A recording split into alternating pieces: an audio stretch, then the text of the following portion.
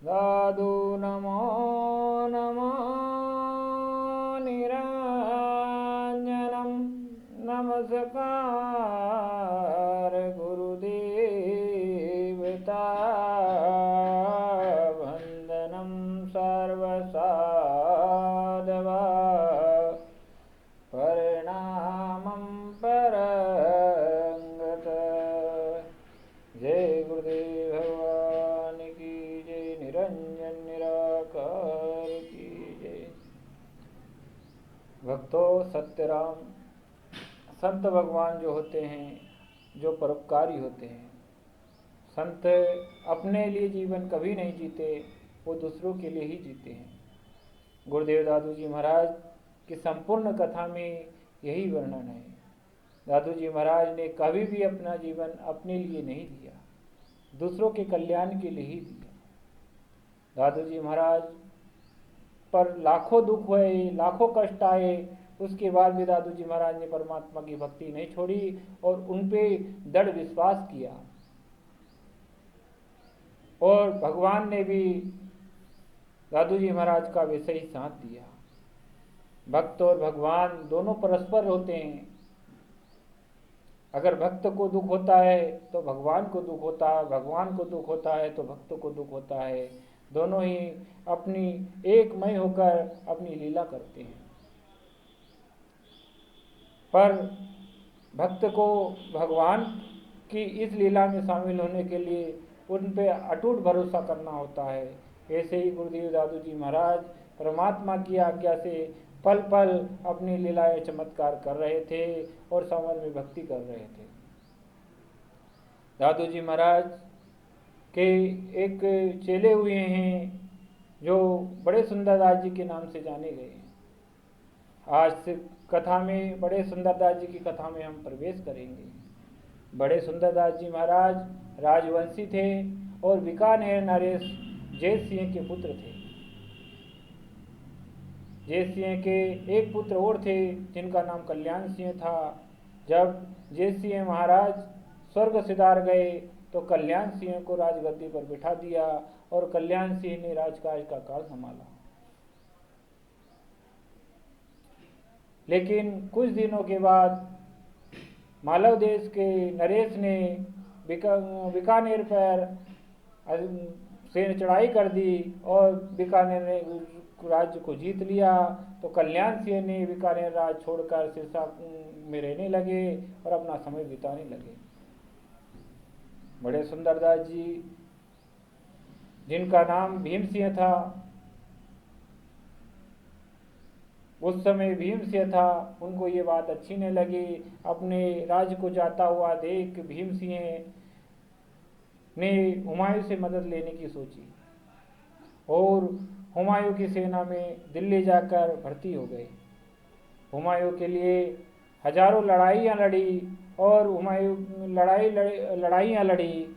इधर मालव देश का राजा की इच्छा पूर्ति न हुई। उसने बीकानेर जीतने के बाद में मेड़ता के राजा वीरमदेव को भी हराकर उसे भी नगर से बाहर निकाल दिया, उसे भी भगा दिया। वीरमदेव भी भीम सिंह के मित्र थे। वो भी हुमायूं की सेना में जाके भर्ती हो गए और दोनों ने अनेकों लड़ाइयाँ लड़ी। इससे हुमायूं प्रसन्न हुआ और हुमायूं ने इन दोनों का राज दिलाने के बारे में सोचा। उस समय भारतवर्ष में हुमायूं का राज चलता था। अफगानिस्तान काबुल तक हुमायूं की सत्ता थी। जब हुमायूं का संपूर्ण तरीके से राज था तो हुमायूं ने एक दिन मेड़ता और बीकानेर पर चढ़ाई कर दी और चढ़ाई करने के बाद मालव देश के राजा को हराकर वीरमदेव का राज वीरमदेव को दे दिया और कल्याण सिंह का राज कल्याण सिंह को दे दिया। दोनों राज करते रहे, लेकिन भीम सिंह हुमायूं की सेना को नहीं छोड़ा। वो भी हुमायूं के साथ दिल्ली चला गया। जो दिल्ली जाने के पश्चात हुमायूं कुछ समय राज करता रहा और राज करने के बाद जब वो अपने भगवान को प्यारा हो गया तो उस दिल्ली के शासक के रूप में अकबर बादशाह ने गद्दी संभाली। अकबर बादशाह जब गद्दी पर विराजमान हुए तो भीम सिंह उनके सेना नायक के रूप में थे। लेकिन जब अकबर ने गद्दी संभाली तब काबुल के कुछ आदमखोर लोग थे, वो अकबर को अपना बादशाह नहीं मानते थे। वो सिंधु तट पर चढ़ाई कर दी और अकबर को उससे लड़ाई लड़ने के लिए सिंधु तट पर चढ़ाई कर दी। इधर अकबर ने जब सुना तो भीम सिंह को सेना नायक चुन के और उन्हें भी चढ़ाई कर दी। अब दोनों में घोर युद्ध हुआ। भीम सिंह भी वीरता के साथ लड़ाई लड़ रहे थे और भीम सिंह की सेना छोटी थी, कम थी, इसलिए वो सेना आधी मारी गई। भीम से भी लड़ते लड़ते हार गए और वो भी घायल होकर धरती पर गिर गए। जब सेना ने भीम सिंह का मारा जाना देखा तो वो भी भाग खड़ी हुई, बचे खुचे सैनिक जो थे वो भाग गए। इधर भीम सिंह भी बेहोश होकर गिरे पड़े थे। युद्ध में समाप्त हो गया। लेकिन भीम सिंह का एक सेवक था जो भीम सिंह को खोजता हुआ वहाँ आया और देखा कि भीम सिंह लाशों के बीच में पड़े हैं। देखा तो भीम सिंह जिंदा थे। उनको उठाकर शिविर में न ले जाते हुए उन्होंने पास में ही एक भी बड़ा घर था, उस घर ले गए। उस बड़े घर वालों ने भीम सिंह की बहुत सेवा करी, भीम सिंह को उपचार किया और भीम सिंह को उस लायक किया। वो सेवक भी भीम सिंह की अच्छी तरह सेवा कर रहा था। इसी तरह सेवक भीम सिंह पूर्ण तरह से स्वस्थ हो गए। इधर जब भीम सिंह का बीकानेर में खबर आई कि भीम सिंह मारे गए तो भीम सिंह की रानी जो थी वो अपने राजकुल की मर्यादा के अनुसार उन्होंने सती होने का प्रण लिया और वो सती हो गई। भीम सिंह के पुरोहित प्रहलाद जी थे, उन्होंने सती माता और भीम सिंह का पिंड प्रदान करने की सोची और वो मथुरा से हरिद्वार पिंड प्रदान करने गए। उधर भीम सिंह ने सोचा कि अब मैं पूर्ण तरह स्वस्थ हो गया हूँ। सेवक से कहा कि अब हमें चलना चाहिए हमारे देश को। इस प्रकार भीम सिंह और सेवक बड़े घर वालों से विदा लेकर अपने नगर के लिए प्रस्थान किया। उन्होंने भीम सिंह को नगर जाने के लिए पूरी व्यवस्था कर दी, घोड़े की व्यवस्था कर दी और कुछ राज के खर्चे के लिए धन दे दिया।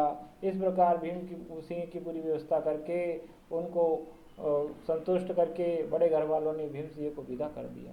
सेवक और भीम सिंह दोनों ही बीकानेर न जाते हुए उन्होंने सबसे पहले अपने गुरुदेव प्रहलाद जी के यहाँ मथुरा जाना सोचा कि पहले मथुरा चलेंगे। मथुरा गए। जब मथुरा गए तो प्रहलाद जी घर पर नहीं थे। वो हरिद्वार से पिंड प्रदान करके लौट ही रहे थे। जब प्रहलाद जी ने भीम सिंह को देखा तो एकदम अचंभित रह गए। उन्होंने सोचा कि कोई और होगा। तब भीम सिंह ने प्रहलाद जी को आके प्रणाम किया, गुरुदेव प्रणाम। इस प्रकार जब भीम सिंह ने कहा कि ये तो स्वयं भीम सिंह महाराज हैं। भीम सिंह महाराज को देखते ही प्रहलाद जी रोने लगे और हस्त-पस्त होकर दुख होकर वहीं बैठ गए। प्रहलाद जी के पास जैसे आसमान टूट पड़ा हो, क्योंकि जितनी बड़ी घटना उनके साथ हुई थी ऐसी घटना उन्होंने आज तक नहीं देखी थी। भीम सिंह ने पूछा, गुरुदेव क्या हुआ है? तब प्रहलाद जी ने सारी घटना बता दी कि महारानी का सती होना और भीम सिंह का और महारानी का पिंड प्रदान करके वापसी हरिद्वार से मथुरा लौटना, ये सारी घटना प्रहलाद जी ने रोते रोते भीम सिंह को बता दी। अब आगे घटना में क्या होता है, आगे कथा में क्या होता है भक्तों, अगले वीडियो में ये कथा मैं आपको पूरी तरह से बताऊंगा। आप लोगों से सिर्फ यही विनती है कि इस ज्ञान गंगा वीडियो चैनल को आप प्रमोट करें, लाइक करें, सब्सक्राइब करें और मेरा हौसला बढ़ाएं। दादू राम लिखकर कमेंट करें। दादू दयाल महाराज आप सबकी पर कृपा करेंगे कि उनके बारे में कहा जाता है, दा कहता दारिद्र मिटे, दो कहता दुख जाए, दादू दा सोरठ